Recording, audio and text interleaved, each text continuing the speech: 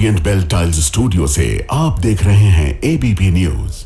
ना इधर ना उधर, हर खबर की पूरी खबर, ना लाग लपेट ना खबरों में खोट। आप देख रहे हैं एबीपी रिपोर्ट और मैं हूं आपके साथ शीरीन। और शुरुआत करेंगे इस वक्त की बड़ी खबरों के साथ जो आगे आपको हम विस्तार से दिखाने वाले हैं। देखिए, बिहार की चुनावी लड़ाई में नेताओं के अजब गजब बोल सुनने को मिल रहे हैं। योगी आदित्यनाथ ने राहुल, तेजस्वी, अखिलेश को बताया पप्पू, अप्पू, टप्पू और जवाब में अखिलेश बोले बीजेपी में एक गप्पू, बाकी सब चंपू। सहरसा और कटिहार की रैलियों में पीएम मोदी ने महागठबंधन को विनाश बताया। तेजस्वी ने कहा कि किसी पीएम के मुंह से नहीं सुनी इस तरह की भाषा। वहीं प्रियंका ने कहा अपमान, मंत्रालय बना ले मोदी। और 24 घंटे में 3 हादसों से थर्रा गया देश। जोधपुर और जयपुर में 2 हादसे हुए, 30 से अधिक लोगों की मौत हो गई। वहीं तेलंगाना के रंगारेड्डी में बस और ट्रक की टक्कर में 24 लोगों ने दम तोड़ दिया।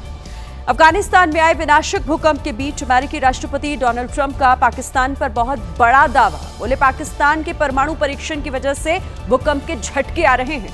इस पर भी आपको तफसील से जानकारी देंगे।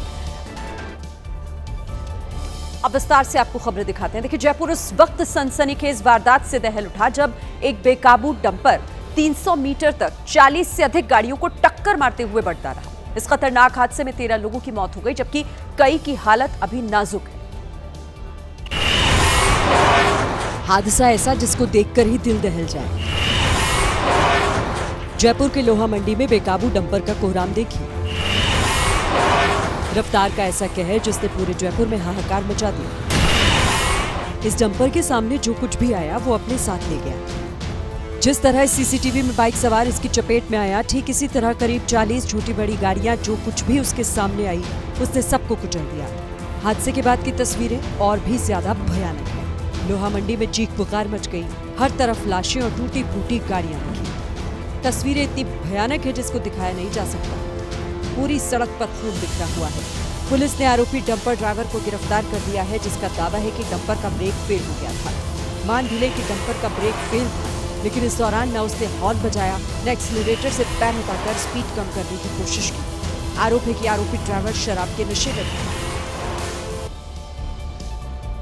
राजस्थान के जोधपुर में भीषण सड़क हादसा हो गया और इस हादसे में 18 यात्रियों की मौत हो गई, जबकि 2 लोग घायल हुए हैं जिन्हें तुरंत अस्पताल भिजवाया गया।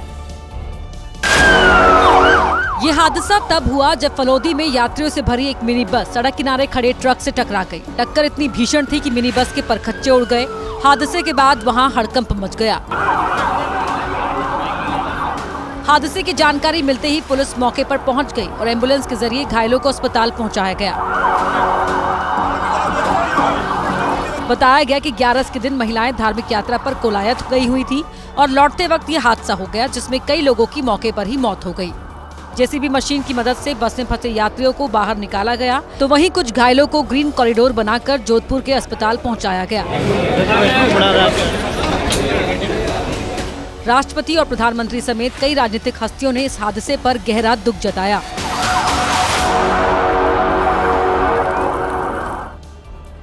तेलंगाना का रंगारेड्डी दर्दनाक सड़क हादसे से दहल उठा, जहां एक ट्रक और बस के हाईवे पर जोरदार टक्कर हो गई, जिसमें ट्रक ड्राइवर समेत 24 लोगों की मौत हो गई, जबकि कई गंभीर रूप से घायल हुए। हादसा हैदराबाद बीजापुर हाईवे पर हुआ, जहां यात्रियों से भरी बस की टक्कर जिस ट्रक से हुई वो गिट्टी से भरा हुआ था। हादसा इतना भयानक था कि ट्रक बस के अंदर जा घुसा। ऊपर से गिट्टियों से स्थिति और भी ज्यादा गंभीर हो गई। कई यात्री गिट्टियों के नीचे दब गए। हाईवे पर चीख पुकार मच गई। राहत और बचाव का अभियान शुरू हुआ। कुछ ने मौके पर ही दम तोड़ दिया तो किसी की अस्पताल में सांसें थमी।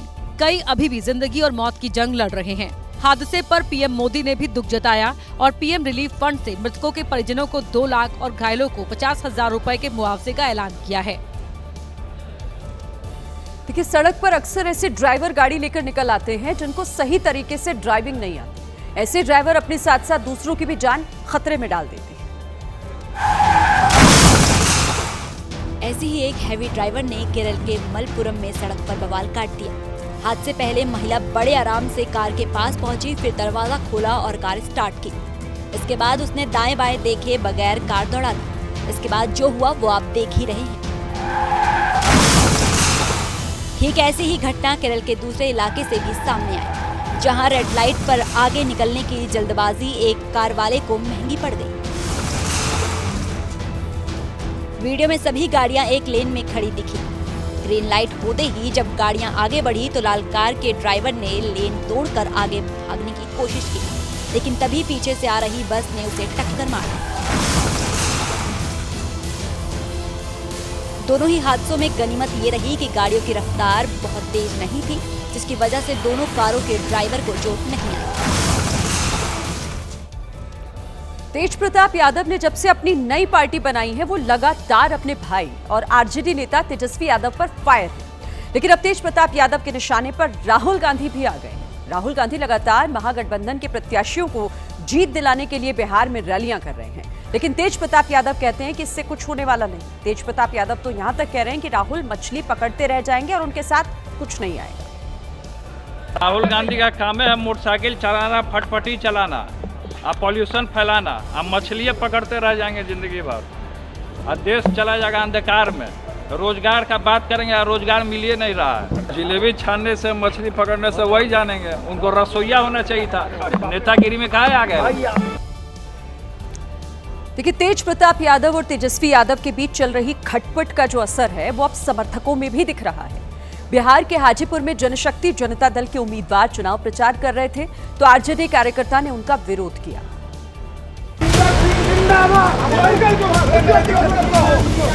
आरजेडी कार्यकर्ता ने पहले उम्मीदवार जयसिंह राठौड़ को जनसंपर्क करने से रोका, फिर हाथापाई पर उतारू हो गया। देखते ही देखते वहां गाली गलौज होने लगी।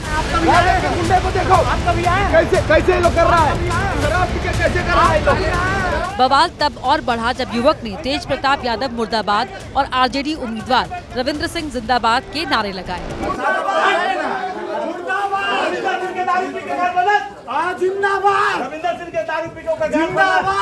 इस घटना के बाद उम्मीदवार जयसिंह राठौड़ ने आरजेडी समर्थक के खिलाफ थाने में शिकायत दर्ज कराई है। हम लोगों पर अब हमला करने का भी ये लगा कि दूसरी बार हो गया है, तो आखिर कब तक इस लोकतंत्र के देश में, लोकतंत्र के राज्य में इस तरह का काम होगा। बिहार में दो भाइयों की चुनावी जंग भी दिलचस्प मोड़ ले रही है। तेज प्रताप यादव ने अपने छोटे भाई पर पलटवार करते हुए कहा कि पार्टी नहीं बल्कि जनता मालिक होती है। दोनों भाइयों के बीच खुलकर सियासी जंग तब शुरू हुई जब तेजस्वी यादव महुआ सीट पर महागठबंधन के उम्मीदवार मुकेश रोशन के समर्थन में प्रचार करने पहुंचे। उन्होंने इशारों ही इशारों में अपने बड़े भाई तेज प्रताप पर हमला बोलते हुए कहा कि पार्टी से बड़ा कोई नहीं। कोई आए और जाए, पार्टी से बड़ा कोई व्यक्ति नहीं होता। पार्टी ही माई बाप है, पार्टी है तो सब है, पार्टी नहीं तो कोई कुछ नहीं है। अपने चुनावी क्षेत्र महुआ में तेजस्वी की हुंकार से भड़के तेज प्रताप ने अपने छोटे भाई पर जमकर हमला बोला। उन्होंने सोशल मीडिया में लिखा कि पार्टी से बड़ी हमारी जनता मालिक होती है। लोकतंत्र में सबसे बड़ी जनता होती है, कोई पार्टी या परिवार नहीं। पार्टी केवल एक व्यवस्था है, लेकिन जनता हमारी मालिक है। बिहार चुनाव में लालू परिवार की अंदरूनी खींचतान अब खुलकर सामने आ गई। अब ये देखना दिलचस्प होगा कि जनता किसे अपना समर्थन देती है। देखिए, यूपी के दो नेताओं ने बिहार के चुनावी माहौल को गर्मा दिया है। इनमें एक है यूपी के सीएम योगी आदित्यनाथ तो दूसरे हैं समाजवादी पार्टी के अध्यक्ष यानी अखिलेश यादव। ऐसे में सवाल ये है कि क्या बिहार से यूपी के लिए सियासी बिसात बिछाई जा रही है? क्योंकि दोनों ही नेता बिहार में ताबड़तोड़ रैलियां कर रहे हैं। यूपी के सीएम योगी आदित्यनाथ ने दरभंगा में फिर हुंकार भरी और गांधी जी के 3 बंदरों का जिक्र करते हुए इशारों इशारों में राहुल गांधी, तेजस्वी यादव और अखिलेश यादव पर जमकर हमला बोला। पप्पू सच बोल नहीं सकता, अच्छा बोल नहीं सकता, टप्पू अच्छा देख नहीं सकता और अप्पू सच सुन नहीं सकता। सीएम योगी ने हरियाणा और महाराष्ट्र विधानसभा चुनाव वाला दांव बिहार में भी चला। रैली को संबोधित करते हुए उन्होंने लोगों को नहीं बंटने की नसीहत दी। याद करना, बंटे थे तो कटे थे, बटेंगे नहीं तो कटेंगे नहीं, एक रहेंगे तो सेफ भी रहेंगे। उन्होंने जनता से एनडीए उम्मीदवार को जिताने की अपील की और कहा कि यहाँ राम राज्य की अवधारणा तभी आएगी जब बिहार में फिर से एनडीए की सरकार आएगी। जहां सीएम योगी आदित्यनाथ समेत यूपी के कई बड़े नेता बिहार में एनडीए को जिताने के लिए सभा पर सभा कर रहे हैं, तो वहीं अखिलेश यादव भी महागठबंधन के लिए जमकर चुनाव प्रचार में जुटे हुए हैं। इस बीच रघुनाथपुर सीट से आरजेडी प्रत्याशी ओसामा शहाब को लेकर सीएम योगी और अखिलेश यादव के बीच जुबानी जंग छिड़ गई। अखिलेश यादव ने ओसामा को लेकर दिए गए योगी के बयान पर तंज कसते हुए पलटवार किया। किसी शहर में गए तो वहां नाम बदल दिया। हम कहते हैं अगर नाम आए थे यहाँ पर तो ओसामा का भी नाम बदल देते, ओसामा का नाम कर देते शेर सिंह। इससे पहले सीएम योगी ने सिवान में शहाबुद्दीन के लड़के ओसामा पर निशाना साधते हुए कहा था कि जैसा नाम वैसा काम है। आरजेडी ने यहाँ से जो प्रत्याशी दिया है वो अपनी खानदानी आपराधिक पृष्ठभूमि के लिए इस पूरे क्षेत्र नहीं देश और दुनिया में कुख्यात रहा है। नाम भी देखो ना, जैसा नाम वैसा काम। रघुनाथपुर की रैली को संबोधित करते हुए अखिलेश यादव ने सीएम योगी को एक रंगा करार दिया। एक पड़ोसी आए थे, कोई पड़ोसी, एक रंगा पड़ोसी, एक रंगा है वो कभी बहुरंगी लोगों को स्वीकार नहीं कर सकते हैं। देखिए, यूपी के सीएम योगी आदित्यनाथ के महागठबंधन के नेताओं को पप्पू, टप्पू और अप्पू कहने पर सियासत गर्म है। विपक्ष के नेताओं ने योगी आदित्यनाथ पर जोरदार पलटवार किया है, जिसमें समाजवादी पार्टी के अध्यक्ष अखिलेश यादव भी शामिल रहे हैं। उन्होंने सीएम योगी के बयान का जवाब देते हुए बीजेपी को गप्पुओं की पार्टी करार दिया। गप्पू की चंपू नहीं करना चाहिए, बीजेपी गप्पुओं का मामला है। बीजेपी में गप्पू हैं, बोले हम चांद पे प्लॉट दिला देंगे। वहीं लालू यादव की पार्टी आरजेडी ने सीएम योगी पर महात्मा गांधी का अपमान करने का आरोप लगाया। महात्मा गांधी को अपमानित करने वाले भारतीय जनता पार्टी के नेता और उत्तर प्रदेश के मुख्यमंत्री जिस भाषा का इस्तेमाल कर रहे हैं, इसी से स्पष्ट होता है कि भारतीय जनता पार्टी अब संस्कृति का माहौल चाहती है। विपक्ष के दूसरे नेताओं ने कहा कि अब बिहार की जनता उनके झांसे में नहीं आने वाली और इस बार चुनाव में सबक सिखा कर रहेगी। बेंगलुरु से एक डरावना सीसीटीवी सामने आया, जिसमें एक महिला कुत्ते की बेरहमी से हत्या करती देखी गई। वीडियो सामने आने के बाद पुलिस ने महिला के खिलाफ केस दर्ज कर लिया है। इन तस्वीरों को देखकर सोचिए, जानवर कौन है, ये छोटा प्यारा सा कुत्ता या फिर ये महिला? इस महिला ने काम ही ऐसा किया है। इन तस्वीरों को ध्यान से देखिए। घरेलू कामगार के तौर पर काम करने वाली महिला 2 कुत्तों के साथ लिफ्ट में घुसी। जैसे ही लिफ्ट बंद हुई, महिला ने कुत्ते को तेजी से पटक दिया। छोटे से कुत्ते को चोट लगते ही मौके पर ही मौत हो गई। इसके बाद महिला कुत्ते को देखती नजर आई कि कुत्ता जिंदा है या मर गया। इसके बाद लिफ्ट खोलकर एक जिंदा और एक मृत कुत्ते को घसीटते हुए वो अपने साथ ले आई। वीडियो 31 अक्टूबर का बताया जा रहा है। झांसी से दिल दहला देने वाली एक घटना सामने आई। वहां एक शख्स ने अपने ससुराल में जहर खाकर जान ली। मरने से पहले उसने एक वीडियो भी बनाया, जिसमें रोते बिलखते पति ने अपनी पत्नी पर धोखा देने का आरोप लगाया। किसी को नहीं देना जानती ऐसा धोखा कि वो मरने पे मजबूर हो जाए। आरोप है कि हरियाणा के बहादुरगढ़ में किराए के मकान में रहने वाले डालचंद की पत्नी का मकान मालिक से अफेयर हो गया। डालचंद ने जब इसका विरोध किया तो पत्नी ने अपने प्रेमी से उसे पिटवा दिया और मायके चली आई। और जब डालचंद उसे लेने आया तो वो नहीं आई, जिससे आहत होकर डालचंद ने ये कदम उठाया। अगर एक बार तुमने मेरे से बात कर ली होती ना जानकी, तो मैं आज नहीं मरता। जानकी नहीं मरता। मेरे बच्चे, मैं अपने बच्चों के बगैर नहीं रह पा रहा हूँ जानकी। मृतक के परिवार वालों ने ससुराल वालों पर साजिश का आरोप लगाया, जिसके बाद पुलिस ने छानबीन शुरू कर दी। महाराष्ट्र के मालेगांव में एक मौलाना 10 लाख के नकली नोटों के साथ पकड़ा गया। मौलाना के काले कारनामे सबके सामने आ गए। मौलाना मध्य प्रदेश के खंडवा की एक मस्जिद में इमाम है और मदरसे में वो नकली नोट छापने की फैक्ट्री चला रहा था। नमाज की आड़ में मौलाना जुबैर अंसारी मदरसे में नकली नोट छापता था और महाराष्ट्र ले जाकर नकली नोट चला रहा था। लेकिन मालेगांव में मौलाना पकड़ा गया तो मौलाना की पोल खंडवा में भी खुल गई। मालेगांव महाराष्ट्र की न्यूज़ देखी तो उसमें हमारे इमाम साहब की फोटो दिखी, वो कुछ नोट के साथ बरामद हुए, तो हमने गाँव वालों को वो वीडियो दिखाई।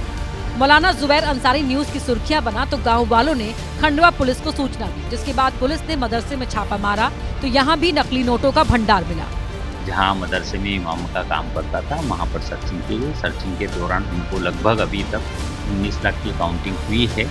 मौलाना तो नकली नोट का फाइनेंसर निकला। पुलिस अब ये पता लगा रही है कि मौलाना जुबैर ने नकली नोट कहां-कहां चलाए हैं। मैक्सिको की सरकार वहां के आम लोगों का गुस्सा झेलने को मजबूर है। और ऐसा क्यों है? क्योंकि वहां शनिवार को एक मेयर की हत्या हुई।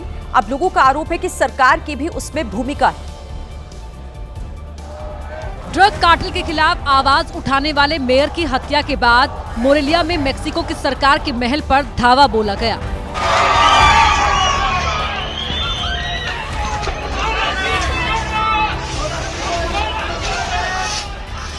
प्रदर्शनकारियों ने पहले तो फर्नीचर से दरवाजे का ग्लास तोड़ा, फिर दरवाजा तोड़ते हुए बालकनी तक पहुंच गए।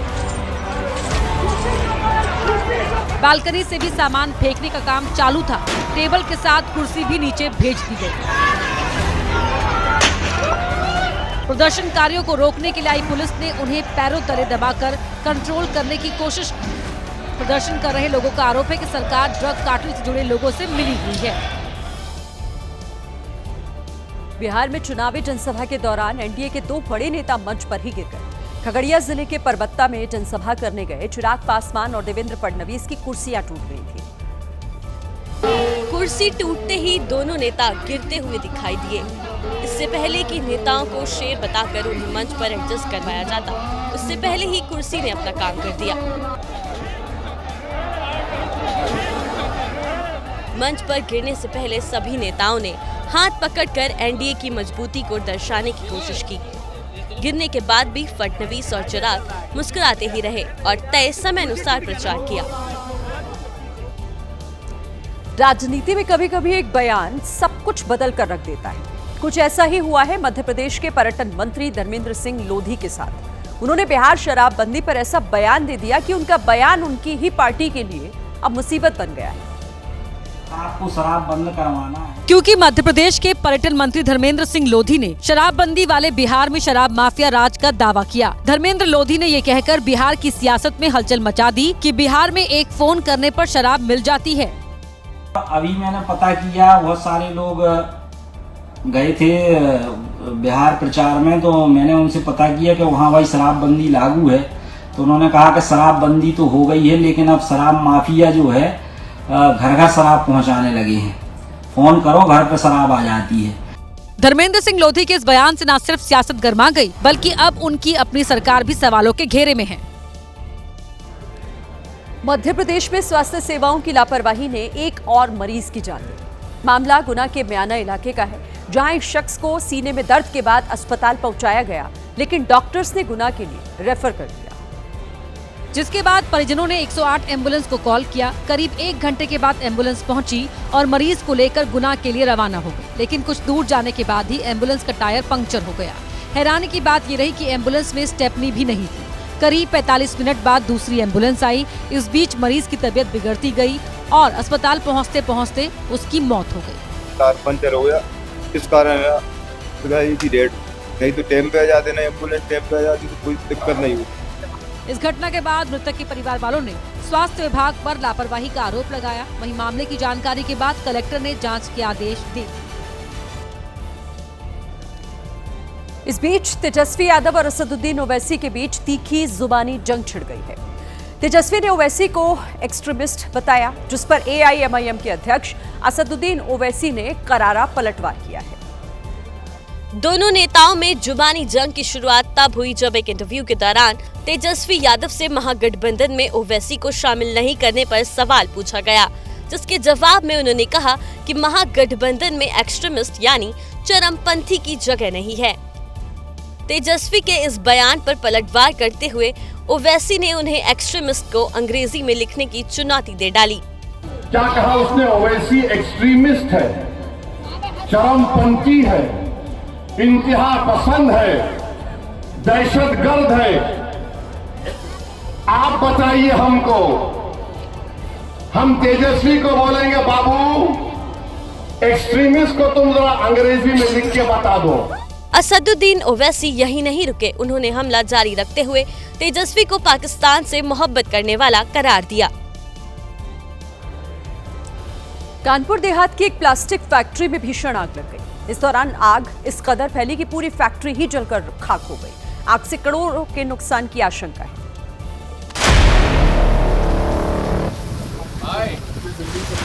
आग ऐसी लगी जिसकी लपेट में काला धुआं कई किलोमीटर दूर तक फैल गया। फैक्ट्री प्लास्टिक बनाने की थी, इसलिए फैक्ट्री के गोदाम में भारी मात्रा में प्लास्टिक का सामान था। आग ने देखते ही देखते विकराल रूप अख्तियार कर लिया। राहत की बात ये रही कि आग सुबह करीब 6 बजे लगी, जिस वजह से फैक्ट्री और आसपास के इलाके में कम संख्या में लोग थे, नहीं तो हादसे में माल के साथ साथ जान का भी नुकसान हो सकता है। फायर ब्रिगेड की करीब 12 गाड़ियां आग पर काबू पाने में जुटी, लेकिन तब तक आग की लपटें कुछ कम हुई, तब तक सब कुछ जलकर खाक हो चुका। यूपी में योगी की पुलिस बदमाशों को ढूंढ ढूंढ कर मार रही है। खतरनाक बदमाशों का ऑन द स्पॉट बुलेट वाला इलाज किया जा रहा है। क्रिमिनल कितना भी शातिर हो, पुलिस की गोली से बच नहीं पा रहा। अमेठी से लेकर बुलंदशहर और देवरिया तक अपराधियों का एक जैसा इलाज हो रहा है। जिस अपराधी ने लॉ एंड ऑर्डर को चैलेंज किया, वो सीधे अपने पैरों पर खड़ा नहीं हो पा रहा।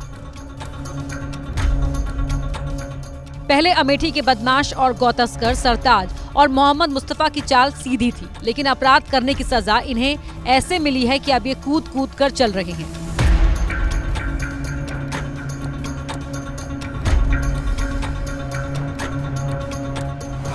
अमेठी की ही तरह बुलंदशहर का 25,000 का इनामी बदमाश जावेद भी लॉ एंड ऑर्डर को चुनौती देता था, लेकिन अब जावेद की चाल भी बदल गई है।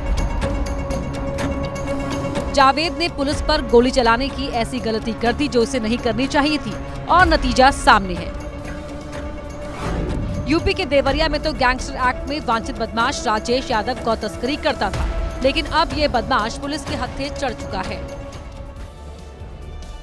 उत्तर प्रदेश के मुजफ्फरनगर में उस वक्त सनसनीखेज वारदात हुई जब बीच सड़क पर ही कार सवारों ने ट्रैफिक पुलिस कर्मी को जमकर पीटा। पुलिस ने पीड़ित ट्रैफिक कर्मी की शिकायत पर केस दर्ज कर लिया है। पिट रहे ट्रैफिक पुलिसकर्मी का गुनाह बस इतना था कि उसने वर्दी का फर्ज निभाया और रॉन्ग साइड से आ रहे कार सवार को रोकने की कोशिश की। कार में मौजूद लोगों को ये बात इस कदर नागवार गुजरी कि उन्होंने ट्रैफिक पुलिसकर्मी को ही पीटना शुरू कर दिया। कार सवार बदमाशों ने न सिर्फ ट्रैफिक पुलिस के जवान को पीटा, बल्कि उनकी वर्दी ही फाड़ दी। सूचना पर पुलिस फोर्स के साथ पहुंची तो गुंडई कर रहे कार सवार कार लॉक करके भाग गए। हैरानी तब हुई जब उस कार में एक 4 साल की बच्ची सोती हुई मिली। पुलिस ने कार का शीशा तोड़कर बच्ची को परिजनों के हवाले किया और कार को कब्जे में ले लिया।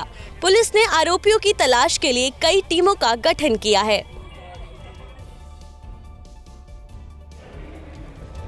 अब बात करेंगे अफगानिस्तान की, जहां आज 5 घंटे के भीतर 2 बार भूकंप के झटके आए। धरती हिलने के बाद हुई तबाही में अब तक 20 लोगों की मौत हो चुकी है।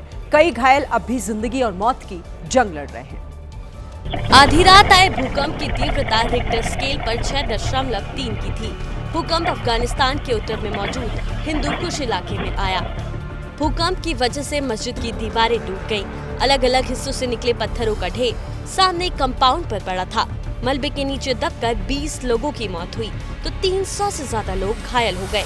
लोगों को बचाने के लिए रात से ही रेस्क्यू ऑपरेशन चलाया गया। जिस जगह पर भूकंप आया वो पाकिस्तान के बॉर्डर से 774 किलोमीटर दूर था, यानी दूरी कोई ज्यादा नहीं थी। अब आप शायद सोच रहे हो कि अभी अफगानिस्तान के भूकंप पर हमने पाकिस्तान की बात आखिर क्यों की है। तो आपको यहाँ ये बता दें कि अमेरिका के प्रेसिडेंट ट्रंप की अगर माने तो अफगानिस्तान में पाकिस्तान की वजह से भूकंप आ रहा है। ट्रंप का दावा है कि पाकिस्तान की सेना और सरकार न्यूक्लियर टेस्टिंग कर रही है, जिसकी वजह से वहां धरती के नीचे वाइब्रेशन हो रहा है। अब माना जा रहा है कि इसी वजह से वहां आए दिन भूकंप आ रहे हैं। ट्रंप ने एक इंटरव्यू में बातों बातों में कहा कि रूस, चीन, नॉर्थ कोरिया और पाकिस्तान सब न्यूक्लियर टेस्टिंग कर रहे हैं। वो अंडरग्राउंड टेस्टिंग कर रहे हैं, जिसकी वजह से वाइब्रेशन हो रहे हैं। ट्रंप के इस बयान के बीच ही अफगानिस्तान में फिर एक बार 6.3 की तीव्रता का भूकंप आया, जबकि इससे पहले पाकिस्तान बॉर्डर के पास ही भयानक भूकंप आया। जिसमें 2000 से ज्यादा अफगानियों की मौत हो गई। 31 अगस्त यानी ऑपरेशन सिंदूर के बाद की तारीख। मतलब क्या ये मान लिया जाए कि पाकिस्तान ने ऑपरेशन सिंदूर के बाद ही न्यूक्लियर टेस्टिंग शुरू कर दी है, जिसकी वजह से अफगानिस्तान में ये भूकंप आ रहे हैं। देखिए, ऑपरेशन सिंदूर के बाद जून में 5 तीव्रता से ज्यादा का भूकंप एक बार आया, फिर अचानक अगस्त के महीने में 6 बार 5 की तीव्रता से ज्यादा का भूकंप आ गया। सितंबर में भी 6 ऐसे भूकंप आए जिसके झटके लोगों ने महसूस किए। अब अक्टूबर में हालांकि सिर्फ 2 बार भूकंप आए। इसके बाद ट्रंप के दावों के बीच नवंबर महीने की पहली तारीख को ही भूकंप आया, जिसमें 20 लोगों की जान चली गई। देखिए, प्रधानमंत्री नरेंद्र मोदी ने आज एक बार फिर बिहार चुनाव में कट्टे वाला बयान दिया, जिस पर तेजस्वी यादव का भी जवाब आया है। सहरसा में पीएम मोदी ने राम मंदिर न जाने को लेकर राहुल और तेजस्वी को घेरा। इसके बाद कट्टे वाला बयान दिया। कट्टा, क्रूरता, कटुता, कुसंस्कार, कुशासन और करप्शन ऐसे ही शब्द भरे पड़े हैं। जंगल राज की पाठशाला में इन्होंने बस यही सीखा है। पीएम ने आरजेडी पर कट्टे वाला वार किया तो तेजस्वी इसका जवाब कलम से दे रहे हैं। आज तक हम किसी प्रधानमंत्री को इस तरह की भाषा हम लोगों ने नहीं देखी है। कट्टे की बात करना, गुजरात में जाएंगे तो फैक्ट्री की बात करेंगे, अब बिहार आएंगे तो कट्टे की बात करना। तेजस्वी यादव ने तंज कसते हुए कहा कि हो सकता है कि बीजेपी ने कुछ राजनीतिक दलों को एनडीए में जोड़ने के लिए कट्टा दिखाया हो, इसलिए पीएम बार बार कट्टे वाला बयान दे रहे हैं। देखिए, तेजस्वी यादव ने आज 15 विधानसभा सीटों पर चुनाव प्रचार किया। आरा में उन्होंने कहा कि उनका तो सिर्फ एक हेलीकॉप्टर उड़ रहा है, जबकि विरोधियों के 30 हेलीकॉप्टर बिहार में घूम रहे हैं। आरा के बड़हरा में चुनाव प्रचार करने पहुंचे तेजस्वी ने हर घर में सरकारी नौकरी देने का वादा दोहराया कि तेजस्वी जब सरकार बनाएगा तो जिस परिवार में सरकारी नौकरी नहीं थे, वो परिवार में एगो सरकारी नौकरी तेजस्वी देगी। तेजस्वी यादव ने लोगों से ये भी कहा कि अगर 1-2 सीट भी इधर उधर हो गई तो सरकार बनानी मुश्किल हो जाएगी। एको सीट एने से उन्हें होई तो पिछला बार वाला जैसा हो जाए। तेजस्वी ने आरा में ऐसा प्रचार किया कि समर्थक जोश में आ गए। तेजस्वी अकेले कितने लोगों के साथ लड़ रहा है? प्रधानमंत्री, मुख्यमंत्री, केंद्र मंत्री, राज्य के मंत्री, उनका भ्रष्ट अधिकारी, गोदी मीडिया, पूंजीपति, CBI, ED, income tax, election commission, सबसे अकेले आपका भाई बेटा लड़ रहा है। हमारे एक हेलीकॉप्टर उड़ता, उनका 30 हेलीकॉप्टर उड़ता। लखनऊ के institute of design and research में 21 देशों के 45 डेलीगेट्स पहुंचे और यूपी के तमाम जिलों के स्थानीय कला के बारे में जानकारी ली। मौका था 1 डिस्ट्रिक्ट 1 प्रोडक्ट स्कीम के प्रमोशन का। प्रतिनिधि मंडल के सदस्यों ने अलग अलग जिलों के स्टॉल्स पर जाकर उनके प्रोडक्ट्स की जानकारी जुटाई। उन्होंने 1 डिस्ट्रिक्ट 1 प्रोडक्ट स्कीम के तहत प्रदर्शित किए गए उत्पादों की रचनात्मकता और शिल्प कला को ध्यान से देखा। राजनयिकों ने स्थानीय कारीगरों और छात्रों द्वारा बनाए हैंडमेड प्रोडक्ट्स, पारंपरिक कलाकृतियों और मॉडर्न डिजाइन की खूब तारीफ की। तो आज हम ये ओडीओपी के पूरे सेक्शन में हैं, जो अपने आप में एक बहुत ही अच्छी बात है कि हमारे 75 प्रोडक्ट हैं। तो माननीय मुख्यमंत्री जी के निर्देश के हिसाब से और हमारे एसीएस साहब ने जो बताया है उस हिसाब से ये बहुत अपने आप को प्राउड फील कर रहे हैं कि वो उत्तर प्रदेश आए। तो हमारे लिए वाकई बहुत सम्मान की बात है कि पहली बार हो रहा है 21 देशों के 45 लोग आए। प्रतिनिधि मंडल के सदस्यों ने लखनऊ प्रवास के दौरान ऐतिहासिक इमामबाड़ी का भ्रमण भी किया और उत्तर प्रदेश की समृद्ध सांस्कृतिक और कलात्मक विरासत को करीब से जाना। 22 देशों से करीब 47 डिप्लोमेट्स आए थे, तो ये लेके लखनऊ की ट्रिप पे थे। They wanted to visit UPID to see that how UPID is strengthening ODOP and the grass root level artisans and workers. UP की ऐतिहासिक और सांस्कृतिक विरासत से प्रभावित राजनयिकों ने भविष्य में यहाँ निवेश करने में अहम भूमिका निभाने का भी भरोसा दिलाया। और अब बुलेट कैमरा इलेक्शन का स्पेशल एपिसोड चित्रा त्रिपाठी के साथ बिहार में भोजपुर के मुसहर टोला से देखिए ग्राउंड रिपोर्ट। भैया खाना तो बहुत स्वादिष्ट था, क्या इस्तेमाल करते हो खाने में? मैम स्वाद बढ़ाने के लिए हम गोल्डी मसाले इस्तेमाल करते हैं। तो जैसे गोल्डी मसाला खाने का बढ़ाता है जायका, बिल्कुल वही जायका आपको मिलने वाला है बुलेट कैमरा इलेक्शन में।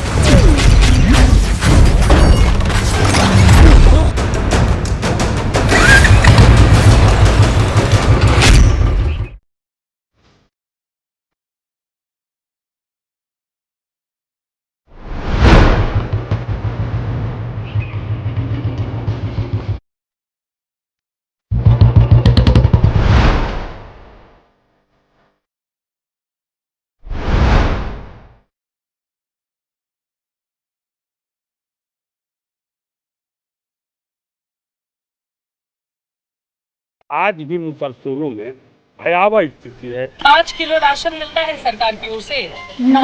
कैसे घर का खर्चा? कैसे मजदूरी करके बाबू लोग का चप्पल धोके। कौन कौन इसमें 10वीं पास है? तुम लोगों में से कोई पढ़ाई करता है?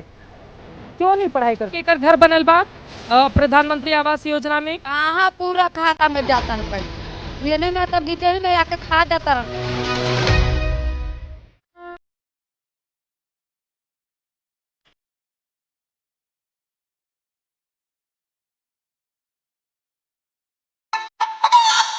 तड़प तड़प कर पिंजरे में बेबस पक्षी की तरह सब कुछ सह ले, वो है मुसहर। कितना भी दे पीड़ा ये समाज, फिर भी छूटे ना हिम्मत की डोर, वो है मुसहर। छिपा ले दिल के हर जज्बात, हर बात, फिर भी करे ना तनिक भी गुहार, वो है मुसहर। जो खड़े हैं समाज की आखिरी पायदान पर, जरा समझो उनके जीवन को, क्योंकि सबसे वंचित छुआछूत के शिकार ये हैं बिहार के मुसहर।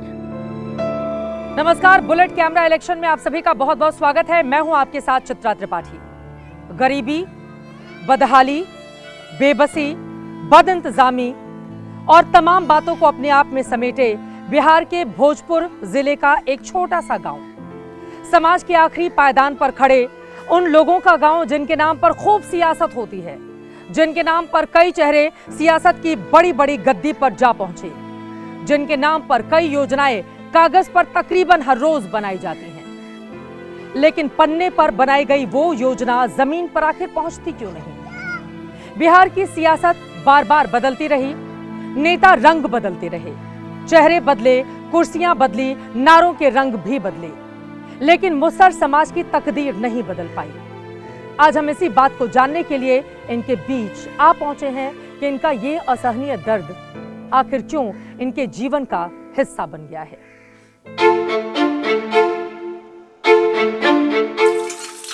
जिस बिहार विधानसभा का काम इन बच्चों का भविष्य संवारने के लिए फैसले लेना है, वहां से भोजपुर जिले का ये कारीसात गांव महज 80 किलोमीटर की दूरी पर है।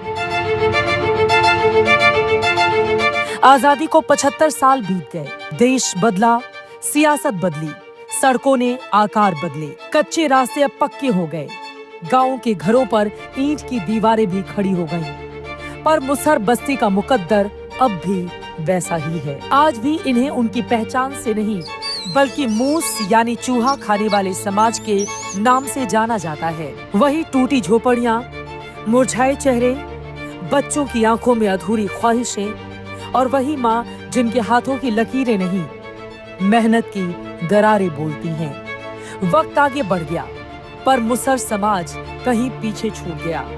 अपने ही देश में, अपनी ही बस्ती में भूले बिसरे लोगों की तरह। 5 किलो राशन मिलता है सरकार की ओर से ना। 5 किलो राशन नहीं मिलता है ना। आपको बताते चले कि सरकार की ओर से जिनके माता पिता नहीं होते हैं उनको 1000 रुपए हर महीने दिया जाता है, लेकिन इन बच्चों को अभी तक नहीं मिला है। एक बुजुर्ग विधवा महिला अपने 6 बच्चों को, जो उनके पोती पोता हैं, उसको कैसे पालेगी, ये बड़ा सवाल है। खाने के अभाव में 3 बच्चे अपनी फुआ यानी कि बुआ के घर गए हुए हैं, और 3 बच्चों की हालत क्या है ये आपके सामने है। कारीसात गांव के हर आंगन में कोई न कोई गोधनी है, जो बहुत ही मुश्किलों के बीच अपना घर चलाती है, जिन्हें ना अपनी उम्र का पता है, ना ही उन लोगों को जानती हैं जो आखिरी पायदान पर खड़े व्यक्तियों के लिए सियासत करते हैं। कितनी उम्र है? नहीं जाना। उम्र आपको नहीं पता है अपनी? अच्छा, घर में क्या क्या गैस चूल्हा है? किस पे सोती हैं? नीचे जमीन पे सोती हैं? हाँ। आप नेता लोगों के बारे में जानती हैं? कौन सा नेता पसंद है? इस भोजपुर के अलावा बिहार में भागलपुर, मुंगेर, पूर्णिया, गया, मुजफ्फरपुर, दरभंगा, सारण, पूर्वी चंपारण और पश्चिमी चंपारण में मुसहरों की काफी बड़ी तादाद है। बिहार में मुसहर समाज की आबादी का 3% से ज्यादा यानी कि तकरीबन 40 लाख के आसपास हैं।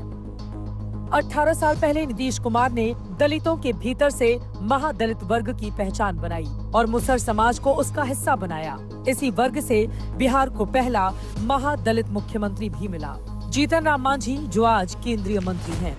मुसहरों के नाम पर राजनीति होती रही, वायदे गूंजते रहे, लेकिन हकीकत आज भी जमीन पर सिसक रही है। अब इन लोगों से जरा जानते हैं कि सरकार की योजनाओं का लाभ इन लोगों को मिल रहा है कि नहीं मिल रहा है। आप लोगों को 5 किलो अनाज मिल रहा है? हाँ जी सर, मिल रहा है। हाँ मिल कितने रहा है। परिवार में लोग हैं? 20 को परिवार वाले।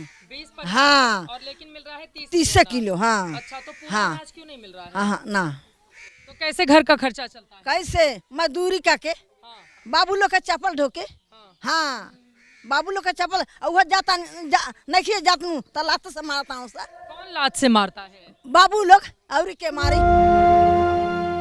मुसहर समाज बिहार में महादलित वर्ग में है, लेकिन पासवान, जाटव जैसी जातियों की तरह ये आरक्षण का लाभ नहीं उठा पाते। इसके पीछे सबसे बड़ी वजह अशिक्षा, गरीबी और जागरूकता का अभाव है।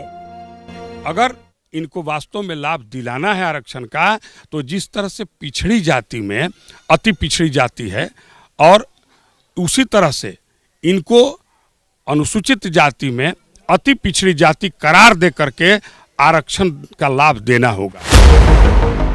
बुलेट कैमरा इलेक्शन की टीम ने जब कारिसाद गांव में डॉक्टर भीम सिंह के दावे की पड़ताल की तो हैरान करने वाली तस्वीरें सामने आई। तुम लोगों में से कोई पढ़ाई करता है? नहीं। क्यों नहीं पढ़ाई करते? घर के काम में? हाँ। कितनी उम्र है? 14 साल हुए। 14 साल है। कितना पढ़ी हो? एको तक नहीं पढ़ी। एको तक नहीं पढ़ी? तुम पढ़ी हो एको तक? नहीं पढ़, तुम पढ़ी हो एको तक? नहीं। तुम पढ़ी हो एको तक? करीब 300 की आबादी वाला कारिसाद गांव, जहां अब भी रोशनी से ज्यादा अंधेरा बसा है। शिक्षा की लौ जलाने वालों की गिनती उंगलियों पर ही की जा सकती है।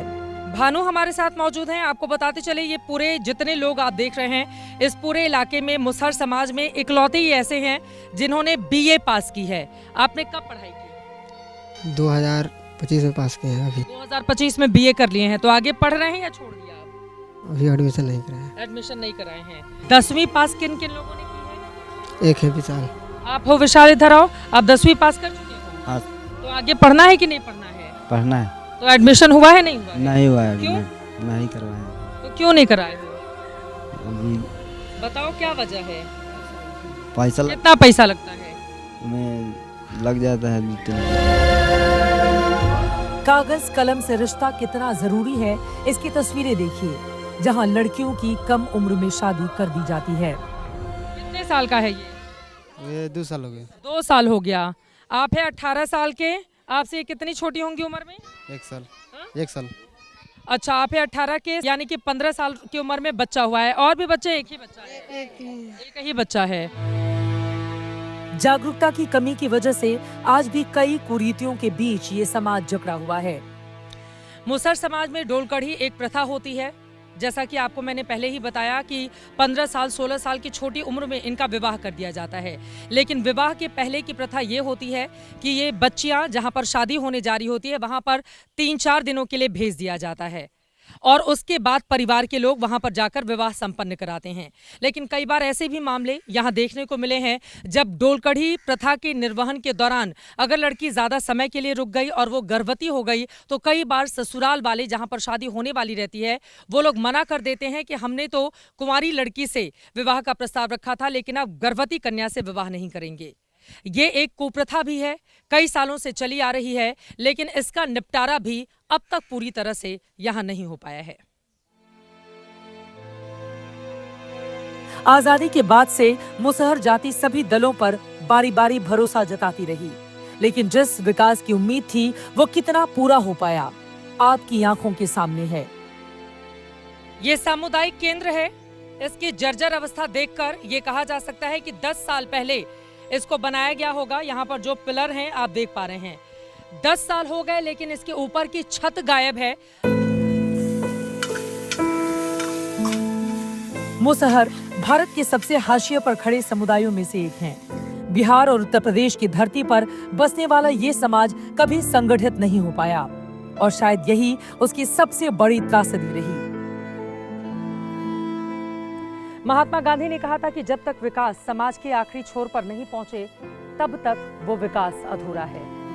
फणीश्वर नाथ रेणु, जिनका जन्म इसी बिहार में हुआ था, उन्होंने मैला आंचल 1954 में लिखी थी, जब आजादी मिले सिर्फ 7 साल बीते थे। अपने उपन्यास में रेणु ने इस बेबसी को कलमबद्ध किया था।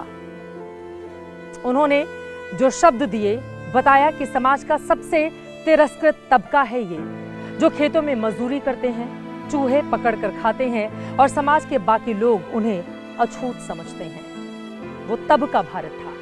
मगर आज के भारत में भी कई हिस्सों में हालात बदले नहीं हैं। जिन हाथों में किताब होनी चाहिए वो गंदगी से सने हुए हैं, अपनी कटोरी में दाल भात भर जाने के इंतजार में हैं। जिन बच्चों के कंधों पर किताबों से भरे हुए बस्ते होने चाहिए वो घर के बोझ तले अपनी जिंदगी जैसे तैसे आगे बढ़ा रही हैं, उनका कोई सपना नहीं है।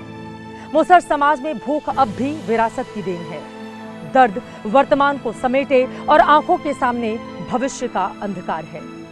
हम आजाद भारत की चौथी बड़ी अर्थव्यवस्था का दम भरते हैं, कहानियां बताते थकते नहीं, लेकिन इस कथा में इस दर्द का कोई अंत नजर नहीं आता। एक तरफ शाइनिंग इंडिया है तो दूसरी तरफ दर्द के साथ कराहता ये भारत। अभी के लिए दीजिए इजाजत। कैमरामैन मनीष उनियाल और आदित्य के साथ कारिसात गांव, भोजपुर, बिहार से चित्रा त्रिपाठी।